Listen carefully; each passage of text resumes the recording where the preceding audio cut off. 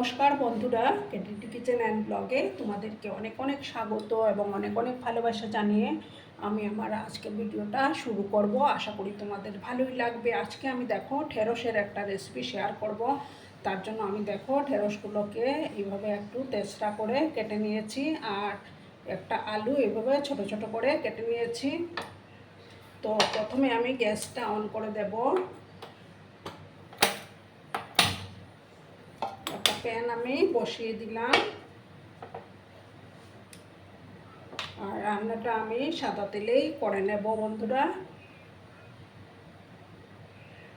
তেল দিয়ে দিলাম, তেলটা দিয়ে ভালো করে তেলটাকে আমি প্রথমে গরম করে নেব।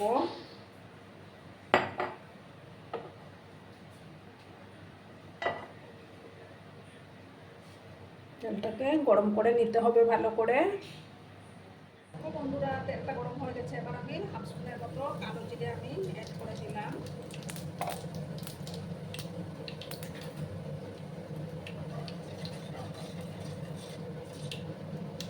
এবার আমি দেখো দুটো পেঁয়াজ কুচো করে রেখেছিলাম, সেই পেঁয়াজ কুচোগুলো আবার আমি দিয়ে দিলাম। ভালো করে আমি নাড়াচাড়া করে দিলাম বন্ধুরা। পেঁয়াজগুলোকে একটু সময় আমি ভাজবো, বেশি কড়া করে ভাজারও দরকার নেই।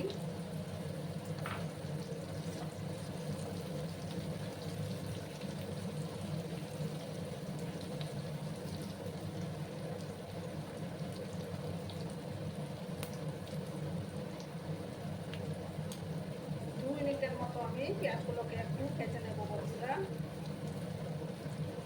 একটু জাস্ট একটু কালার আসবে, তারপর আমি আলুগুলো দিয়ে দেবো।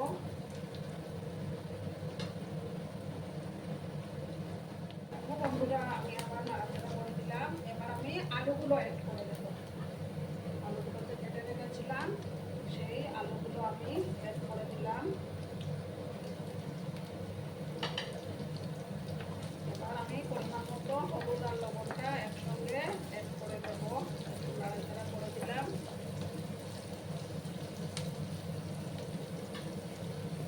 ঢেঁড়সটা তোমরা তোমাদের প্রয়োজন মতো নিয়ে নেবে, আমি আমার প্রয়োজন মতো কেটে নিয়েছি। এবার একসাথে আমি হলুদের গুঁড়োটা অ্যাড করে দিলাম।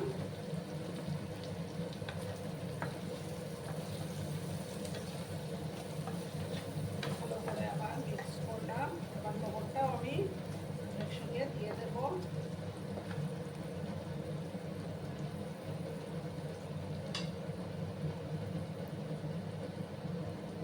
পরে আর আমি লবণ ইউজ করবো না, একসঙ্গেই দিয়ে দিলাম।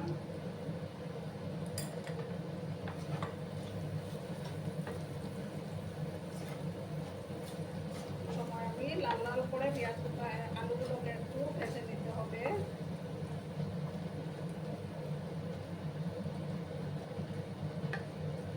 এবার আমি এটাকে ঢাকা চাপা দিয়ে 3 মিনিটের মতো রান্নাটা আমি করে নেব। গ্যাসের আঁচটা মিডিয়ামে করা আছে বন্ধুরা।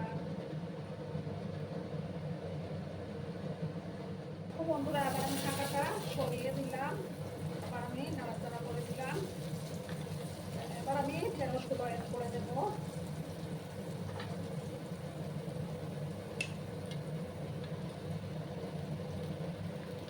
তারপর আমি সমস্ত ঢেঁড়স অ্যাড করে দিলাম, আর তারপর 4টা কাঁচা লঙ্কা দিয়ে দিলাম। ভালো করে আমি আবার মিক্স করবো।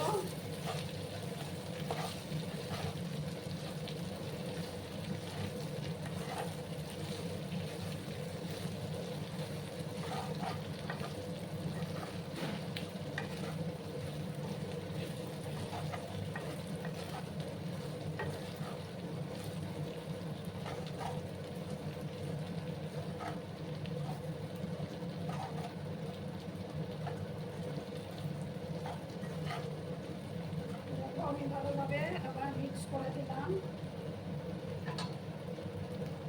গ্যাসের আঁচটা কিন্তু আমার কমানো আছে। এবার আমি 2 মিনিটের মতো এটাকে ঢাকা চাপা দিয়ে রান্না করে নেব বন্ধুরা।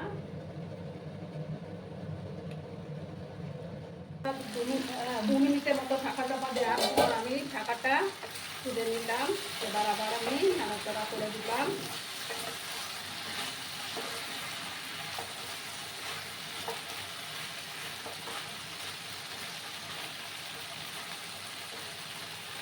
দেখো এটার মধ্যে বড় চামচের 1 চামচের মতো পোস্ত দানা ছিটিয়ে দেব। ভালো করে আবার আমি মিক্স করব। এই ঢেঁড়সের এই রেসিপি কিন্তু ডাল ভাতের সাথেও খেতে ভালো লাগে, প্লাস রুটি পরোটা সব কিছুর সাথে খেতে কিন্তু দুর্দান্ত লাগে বন্ধুরা।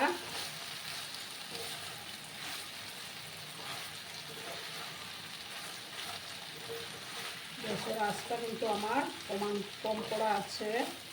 আরও কিছুক্ষণ আমি এটাকে ভাজা ভাজা করে নেব।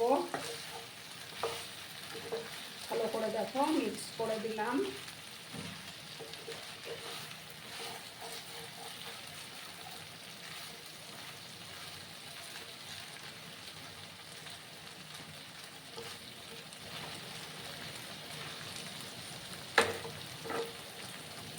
লো আছে আমি এটাকে এবার আরও কিছুক্ষণ হতে দেব বন্ধুরা,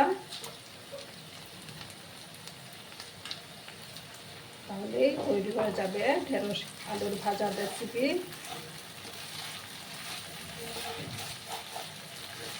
আরও কিছুক্ষণ নাড়াচাড়া করে নেব আমি।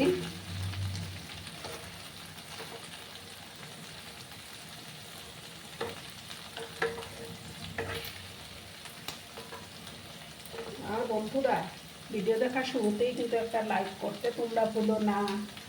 লাইক করলে ভিডিও বানানোর উৎসাহটা অনেক গুণ বেড়ে যায়, প্লাস আমার ভিডিওটা দর্শনের কাছে পৌঁছে যেতেও সাহায্য করবে। নতুন বন্ধু পুরনো বন্ধু সবাইকে জানাই অনেক অনেক ভালোবাসা। আরও কিছুক্ষণ আমি একটু ঢাকা চাপা না দিয়ে একটু ভাজা ভাজা করে নেব। ঠিক আছে বন্ধুরা। দেখো বন্ধুরা, আমি আবার নাড়াচাড়া করে দিলাম। দেখো কত সুন্দর লাগছে না দেখতে বন্ধুরা। এবার আমি গ্যাসটা অফ করে দিচ্ছি বন্ধুরা। অফ করে আমি সার্ভ করে তোমাদেরকে দেখাবো। বন্ধুরা, আমি সার্ভ করে দিয়েছি, কেমন হয়েছে অবশ্যই কমেন্ট করে বলো। কিন্তু তোমাদের এই সুন্দর সুন্দর কমেন্টগুলো পড়তে আমার কিন্তু খুবই ভালো লাগে। আর এতক্ষণ ধরে আমার ভিডিওটার সাথেও পাশে থেকে আমাকে এতটা ভালোবাসা দেওয়ার জন্য তোমাদেরকে আবারও জানাই অনেক অনেক ভালোবাসা এবং অনেক অনেক ধন্যবাদ। ততক্ষণে তোমরা সবাই খুব ভালো থেকো, সুস্থ থেকো, আনন্দে থেকো। আর আমার ভিডিওটার কোনো অংশ যদি তোমাদের একটুকু ভালো লাগে তাহলে অবশ্যই তোমাদের পরিবার পরিজনদের মাঝে শেয়ার করে দেওয়ার অনুরোধ রইল। ততক্ষণে খুব ভালো থেকো। ধন্যবাদ।